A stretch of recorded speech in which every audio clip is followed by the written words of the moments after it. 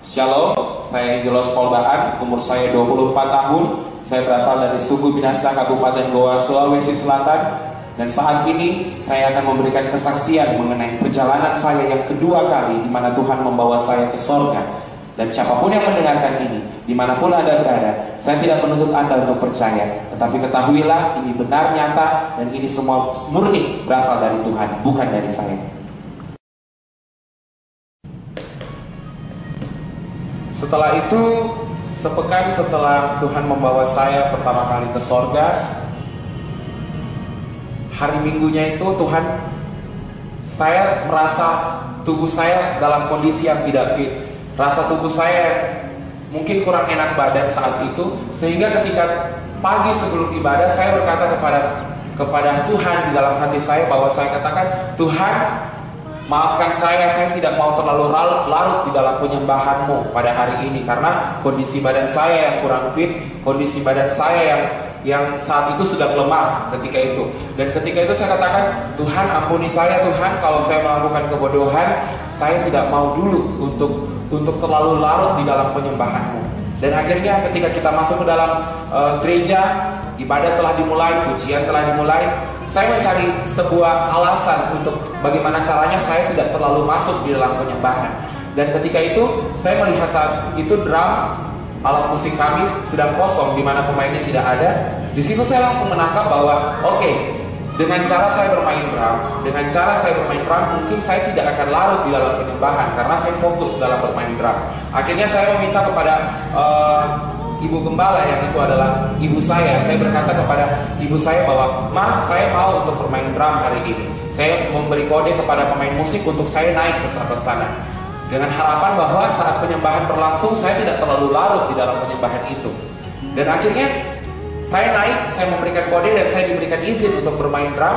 Saya bermain drum dengan penuh sukacita. Saya katakan, oke, kali ini saya tidak akan masuk di dalam penyembahan karena badan saya yang sedang kurang fit. Dan setelah itu saya bermain drum.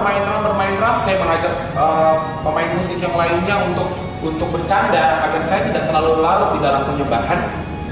Tetapi ketika saya setiap kali berkedip, mata saya serasa susah untuk terbuka. Mata saya serasa ingin tertutup terus. Saya katakan, Tuhan, ini ada apa? Setiap kali saya bermain drum, mata saya serasa tidak ingin mau terbuka. Tapi bukan artian tertutup dalam artian ngantuk, tetapi ini benar-benar mau tertutup. Saya katakan, Tuhan, ini ada apa? Saya bermain drum. Akhirnya ketika saya bernutup sekali lagi, mata saya tidak terbuka dan saya melihat kembali tubuh saya keluar dari roh saya keluar dari tubuh saya, dan saya melihat badan saya yang sedang kaku terdiam di atas drum, dan saya naik. Ketika itu langsung Tuhan membawa saya ke sebuah ladang yang sangat besar, di mana ladang itu ada pohon dan di belakangnya banyak sekali gunung-gunung.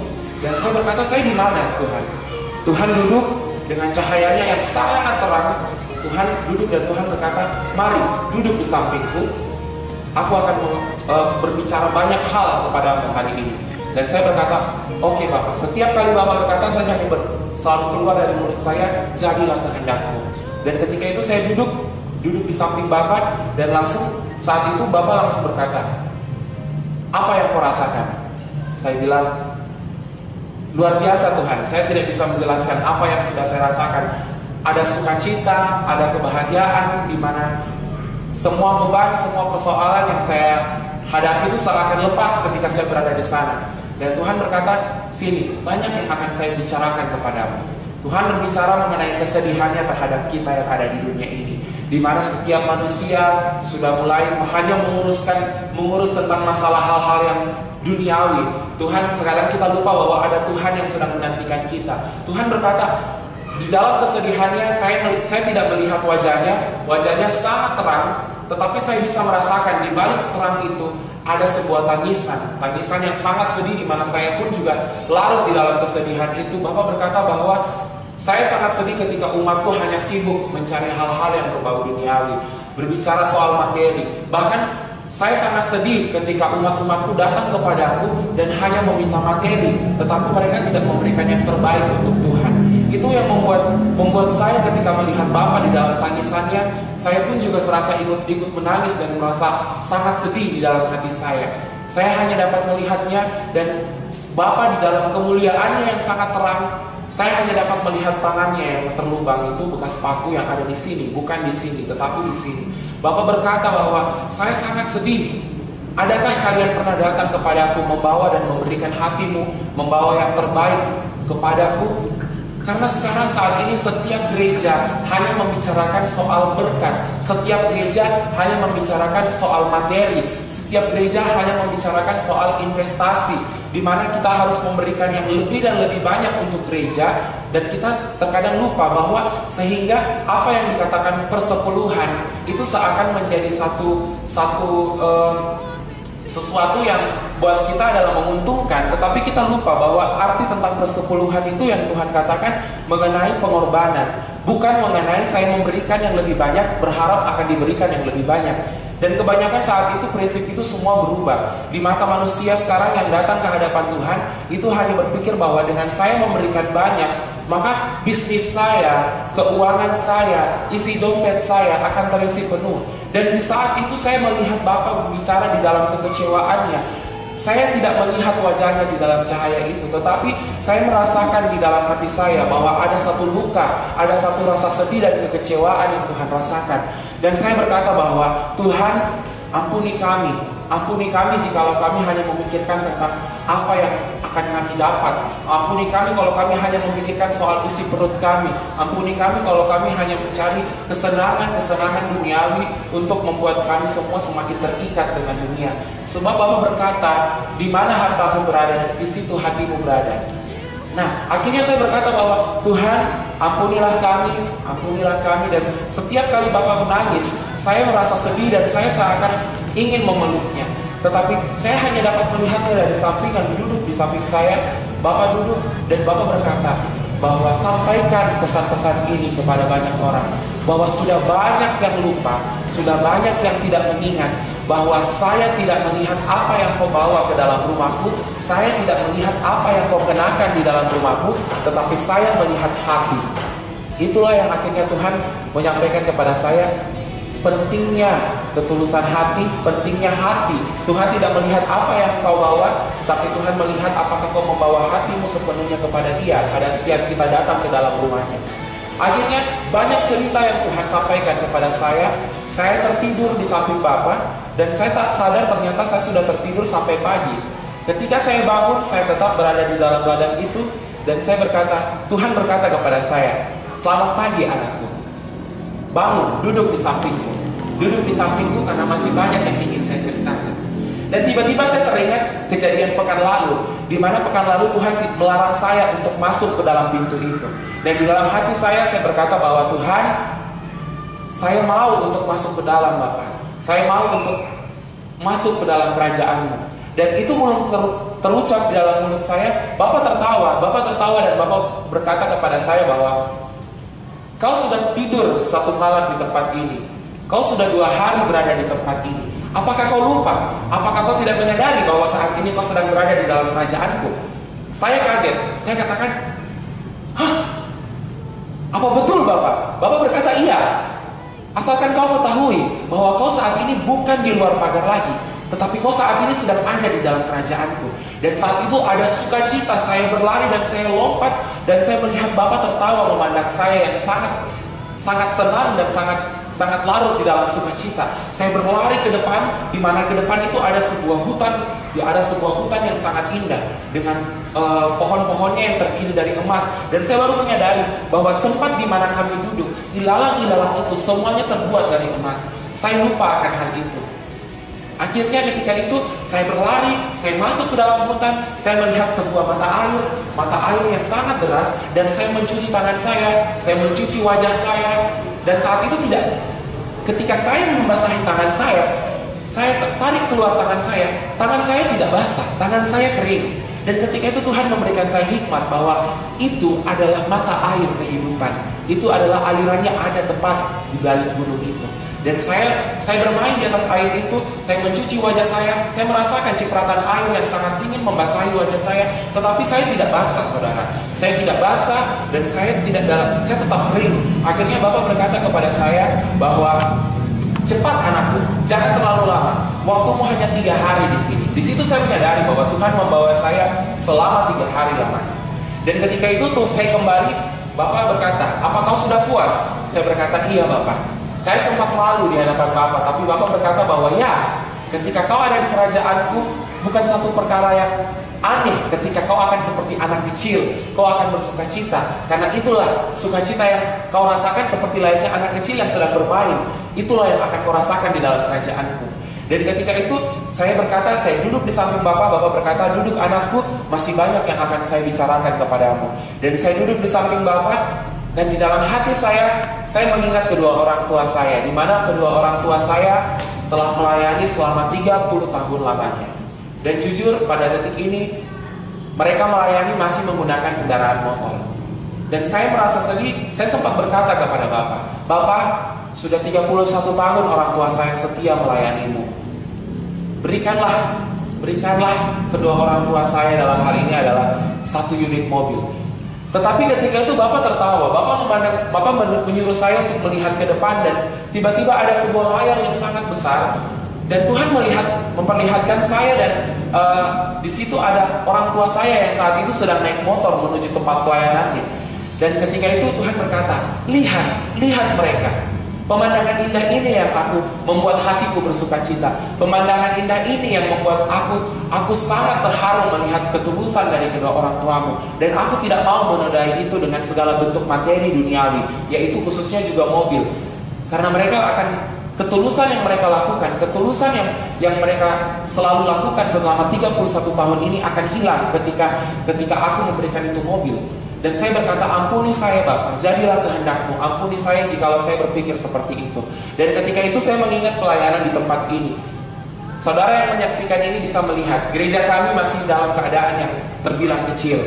Saya berkata kepada Tuhan bahwa, Tuhan, kalau memang seandainya Engkau tidak memberkati, belum waktunya memberkati kedua orang tua saya dengan 1 unit mobil, berikanlah kami gereja yang lebih besar. Atau walau sekurang-kurangnya, datangkanlah kami jiwa-jiwa jemaat yang lebih banyak. Dan pada saat itu tangan yang ke lubang paku itu langsung tertaruh di atas kepala saya. Dan di situ saya rasanya ingin menangis. Bapak berkata, dalam posisi tangannya yang seperti ini, Tuhan berkata, mulai detik ini cabut pikiranmu yang seperti itu. Sebab ketahuilah bahwa 5 orang datang kepadaku, cukup 5 orang datang kepadaku dengan hati yang tulus, itu akan menjadi satu kualitas yang naik di hadiratku. Ketimbang 5.000 orang datang kepadaku dan tidak ada yang membawa hatinya sama sekali, itu tidak akan ada yang naik di hadirat Bapa.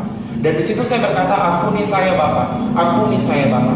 Dan saya bertanya-tanya, setelah itu saya bertanya-tanya, saya katakan bahwa Tuhan, apa yang Kau perlihatkan mengenai aktivitas kerajaan sorga, tentang rumah-rumah, malaikat-malaikat, itu di mana Tuhan? Karena saya sudah 2 hari 1 malam di tempat itu, saya tidak melihat satupun malaikat yang ada lewat atau terbang. Saya tidak melihat sama sekali. Dan ketika itu saya langsung bertanya kepada Tuhan, Tuhan itu di mana? Tuhan menyuruh saya menoleh ke belakang. Ada sebuah gunung yang sangat besar. Tuhan berkata bahwa, lihat gunung itu, dengarkan. Di balik gunung itu saya melihat sebuah cahaya yang sangat terang, dan banyak sorak-sorai pujian, dan itu nonstop dari pagi sampai malam. Itu tidak pernah ada henti-hentinya, sampai pagi kembali pujian itu terus digaung-gaungkan. Dan Tuhan berkata, di balik gunung itu, disitulah terdapat kerajaan dan aktivitas surgawi. Tetapi kau belum dapat untuk datang ke tempat itu ketika kau benar-benar 100% lepas dari tubuhmu, atau yang dikatakan mati.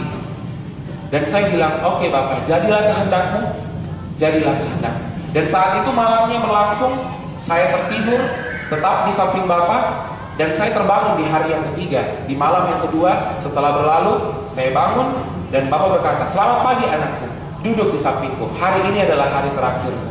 Dan saya dengan penuh sukacita, saya duduk di samping Allah Bapa. Dan Bapak berkata, saya akan membawamu ke tempat gerejamu, di mana kau sudah melewati banyak hal yang terjadi, di mana 3 hari 2 malam itu berlangsung, yang menurut waktu manusia, orang yang melihat saya tergeletak itu hanya beberapa menit. Dan ketika itu Tuhan membawa saya, Tuhan berkata bahwa banyak yang sudah kau lewati detik ini, yaitu pada ibadah hari Minggu di mana Tuhan memakai saya saat itu. Kau sudah banyak melewati banyak hal. Sini, aku akan membawamu dan aku akan memperlihatkan kepadamu apa yang sudah kau lewati saat itu. Dan tiba-tiba Tuhan membawa saya ke sebuah danau yang sangat besar, dan Tuhan masuk ke dalam air itu, dan air itu sudah sampai selututnya Bapak, yang dimana Tuhan dengan posturnya yang tinggi itu sudah di atas perut saya. Dan saya berkata, Bapak ini mau kemana? Ini danau Tuhan. Dan Bapak mengulurkan tangannya, dan Tuhan berkata bahwa ulurkan tangan kananmu, percaya kepadaku. Ketika Bapak berkata seperti itu, tidak ada keraguan lagi di dalam diri saya bahwa saya akan tenggelam atau seperti apa. Tidak ada sama sekali keraguan yang saya rasakan. Saya memberikan tangan kanan saya, kita masuk ke dalam air. Dan ketika air sudah sampai sebatas leher saya sempat bertanya lagi, Bapak kita mau kemana? Air ini semakin dalam. Dan Bapak berkata, percaya kepadaku, percaya kepadaku. Air itu terus turun. Ketika tembus di mata saya berada tepat di atas plafon gereja di tempat ini. Dan kita turun, dan ketika itu yang membedakan adalah seluruh gereja ini diputihkan Tuhan. Tidak ada warna lain selain warna putih. Pakaian-pakaian yang jemaat kenakan saat itu semua berwarna putih, dan di setiap belakang jemaat, baik jemaat, gembala, dan pemain musik, semua ada malaikat yang berdiri di belakangnya, yaitu malaikat penyembah. Dan Tuhan berkata, Tuhan memperlihatkan seperti sebuah video rekaman ulang, di mana Tuhan memperlihatkan, lihat dirimu ketika proses engkau terlepas dari tubuhmu.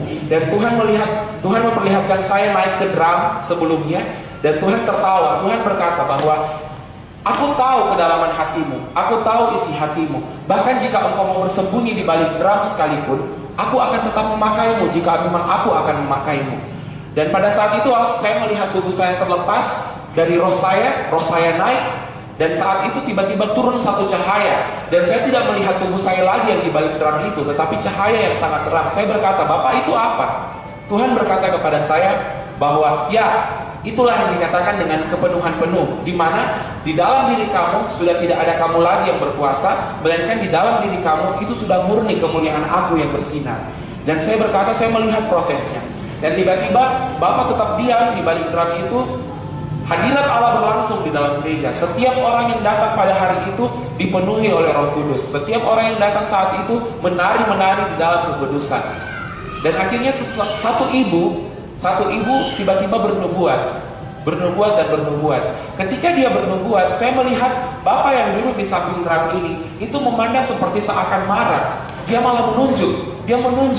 Dan saya berkata kepada Bapak dalam posisi itu, saya berkata, Bapak, siapa yang ditunjuk dia? Siapa yang ditunjuk dia? Dari posisi drum ini saya berkata bahwa, Bapak, siapa yang dia tunjuk? Kenapa dia marah terhadap ibu itu? Tetapi Tuhan berkata, aku tidak marah terhadap ibu itu. Aku mengasihi ibu itu. Tetapi ibu itu telah dibodohi oleh si iblis. Perhatikan siapa yang berdiri di belakangnya. Ketika itu saya melihat dengan seksama. Tuhan berkata, pandang terus apa yang ada di belakang ibu itu. Ternyata di dalam dia bernubuat sekalipun, di belakangnya itu ada sebuah roh yang gelap, yaitu menyerupai kambing dengan badan manusia. Di mana saat itu kambing itu membisikkan sesuatu, dan dia berkata bernubuat seakan itu dari Tuhan. Dan ternyata Tuhan menjelaskan kepada saya, Tuhan tidak marah terhadap ibu itu, tetapi Tuhan marah terhadap roh yang ada di belakangnya. Karena ibu itu telah dibodohi. Ibu itu telah dibodohi bahwa seakan-akan apa yang keluar dari mulutnya itu berdasarkan daripadaku. Dan ketika itu Bapak menunjuk malaikat yang ada di belakang gembala saat itu. Bapak menunjuk malaikat yang ada di belakang gembala saat itu, dan malaikat yang ada di belakang gembala itu berkata bahwa tidak, Bapak, tidak. Saya belum mengerti apa maksud malaikat itu berkata tidak. Ketika dia menunjuk, Bapak menunjuk kembali ibu itu. Bapak menunjuk kembali ibu itu, dan akhirnya saya sudah melihat ada muka yang khawatir dan cemas akan roh kambing itu mulai panik karena seakan persembunyiannya diketahui. Dan ketika itu Bapak menunjuk lagi kepada malaikat itu. Malaikat itu yang ada di belakang Bapak Gembala, yang tepatnya posisi saat ini ada di sini. Dan ketika itu malaikat itu berkata, tidak Bapak, dia tidak peka. Dan saat itu saya sudah mulai mengerti bahwa ternyata maksud Bapak ialah malaikat yang ada di belakang Gembala saat itu mengatakan bahwa Gembala saat itu tidak peka bahwa ada roh lain di dalam penyembahan. Ada roh lain di dalam penyembahan. Dan ketika itu Bapak menunjuk satu malaikat yang ada di belakang ibu-ibu. Ada seorang ibu, malaikatnya itu langsung berkata bahwa iya Bapak, dia siap. Dan saat malaikat itu berkata ya Bapak, dia siap, ibu itu langsung menengking ibu yang bernubuat tadi. Dia berkata bahwa jangan percaya itu bukan daripadaku, itu dari roh yang lain. Keluar. Ibu itu mengusir mengusir roh itu. Dan ketika ibu itu berkata keluar, ibu yang tadi dibodohi oleh si iblis, dia diputihkan pula pakaiannya seperti yang lain. Dan saat itu dia mulai terbebas. Dan Tuhan memperlihatkan betapa bersorak-sorai dan bersukacita malaikat itu. Tuhan betapa orang larut di dalam kesenangan. Dan ketika kita dalam kepenuhan penuh, kita seperti sebuah boneka yang dikontrol oleh malaikat. Malaikat itu tingginya melebihi 2,5 meter kalau tidak salah. Dan tiba-tiba ketika kita menyerahkan hati kita, malaikat itu akan memakai seluruh atas ujung rambut kita sampai ujung kaki kita. Malaikat akan bergerak dan kita akan menari di dalam kemuliaan Bapa. Itulah yang dikatakan dengan manifestasi tarian. Dan saat itu kita sedang menari. Bapak banyak mengajarkan saya rahasia-rahasia di balik penyembahan. Itulah yang Tuhan menyampaikan saya. Untuk hari ini, saat ini, Bapak menyuruh saya menyampaikan kepada setiap kita yang berdiri di atas mimbar, baik pemimpin pujian, baik gembala-gembala, pendeta-pendeta, dimanapun itu, berhenti meminta hadiratku turun. Bapak berkata bahwa berhenti meminta hadirat Allah turun setiap penyembahan. Sebab ketahuilah, setiap kali ibadah, ada 2 malaikat yang turun, yaitu malaikat pemuji dan malaikat penyembah. Malaikat pemuji, dia akan turun ketika pujian berlangsung. Ketika pujian berlangsung, dia akan turun dan dia standby di belakang kita. Jadi jangan pernah menyepelekan ketika musik berlangsung, kita mau bertepuk tangan, kita mau mengangkat tangan atau melompat-lompat. Jangan pernah sepelekan itu. Karena ketahuilah saat itu malaikat sedang bekerja di dalam dirimu. Jikalau engkau masih mengeraskan hatimu, maka engkau melakukan kebodohan di hadapan Bapa. Itu yang perlu kita ketahui. Dan ketika pujian berakhir, masuk ke dalam firman, malaikat itu naik, malaikat pujian naik, dan saat itu firman berlangsung. Ketika firman selesai dan gembala berkata, saatnya kita masuk di dalam penyembahan, turun sosok malaikat lagi. Dan saya berkata kepada Bapak, kok malaikat yang ini berbeda dengan malaikat sebelumnya? Tuhan berkata, inilah yang dikatakan malaikat penyembah. Malaikat penyembah itu dia ready di belakang kita, dia standby di belakang kita. Jadi Tuhan berkata bahwa jangan pernah kita melakukan doa yang bodoh. Untuk setiap orang yang berdiri di atas mimbar, setiap orang yang memimpin pujian, setiap orang yang kita katakan dengan gembala, pendeta, dimanapun Anda berada, bahwa jangan pernah melakukan kebodohan, jangan pernah meminta doa-doa yang tampak bodoh di hadapan Tuhan. Jangan kita meminta hadiratnya untuk turun, sebab tanpa diminta hadiratnya sudah turun. Setiap musik berlangsung, setiap musik penyembahan dimulai, saat itulah malaikat Allah turun di belakang kita, dan dia siap. Sekarang permasalahannya, apakah kita mau memberikan hati kita? Ketika kita memberikan hati kita, dari seluruh rambut sampai ujung kaki, itu akan berkarya dan akan dipakai Tuhan di dalam penyembahan. Jadi jangan pernah menyepelekan ketika dalam penyembahan kita serasa ingin menangis, kita ingin teriak, kita ingin mengangkat tangan. Ketahuilah, itu bukan daripadamu, tetapi itu dorongan malaikat yang ada di belakangmu, yaitu malaikat penyembah. Akhirnya ketika itu Tuhan memperlihatkan banyak sekali yang Tuhan mengajarkan kepada saya. Dan Tuhan saya melihat tubuh saya terpental di bawah mimbar ini. Ketika tubuh saya terpental dan tertidur di sini, cahaya itu redup. Dan ketika cahaya itu redup, Tuhan berkata, saatnya engkau pulang. Dan pada saat saya mau pulang, saya sempat terpikir untuk kembali pada tubuh saya yang ada di depan saya. Saya bilang, Bapak, kenapa saya tidak langsung masuk ke dalam tubuh saya? Tetapi Bapak berkata, ketahuilah, dari mana engkau masuk, di situ pula engkau akan keluar. Akhirnya kami naik kembali tangga, naik ke plafon, dan saat plafon itu tembus, saya langsung keluar dari danau itu, dan tanpa basah sedikit pun. Kami tidak basah, kami tetap kering, kami keluar dari danau itu, dan ketika ada di ujung danau itu, Bapak menyuruh saya pulang. Saatnya engkau pulang. Saya berkata kepada Bapak, iya Bapak, jadilah kehendakmu. Dan Bapak menitip pesan bahwa ingat, sampaikan kepada seluruh umatku apa yang engkau alami, apa yang engkau lihat, apa yang engkau dengar. Beritakan ini, bukan hanya kepada jemaatku yang ada di tempat ini, tetapi kepada semua orang baik yang tidak percaya, baik yang tidak mengenal aku. Ketahuilah, jika mereka percaya, maka ada satu berkat yang akan mereka terima di dalam kehidupan mereka. Dan saya berkata kepada Bapak, bagaimana mereka mau percaya untuk orang-orang yang tidak mengenal engkau? Bapak berkata bahwa untuk mereka yang tidak mengenal aku, dan mereka tidak mempercayai apa yang kau katakan, yang penting firmanku sudah sampai di dalam telinganya. Dan Tuhan memegang mulut saya, Tuhan berkata bahwa, dan dari mulut ini, apapun yang keluar, kesaksian yang engkau sampaikan, akan ada damai sejahtera buat setiap orang yang mendengarnya. Tuhan memegang mulut ini dan Tuhan berkata, beritakan kepada setiap orang Dan ketahuilah, mulut ini telah aku kuduskan. Kesaksian yang akan keluar dari mulutmu akan mendatangkan satu damai sejahtera bagi setiap orang yang mendengarnya. Dan saya berkata, jadilah kehendakmu Bapa. Dan saya pulang, saya kembali ke tempat ini.